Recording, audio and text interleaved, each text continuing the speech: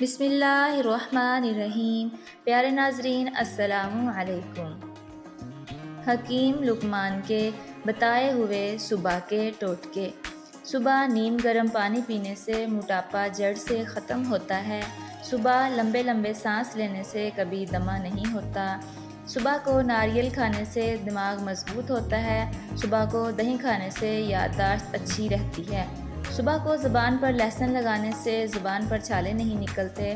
صبح گردن پر زیتون کی مالش کرنے سے گلا بیٹھتا ہے۔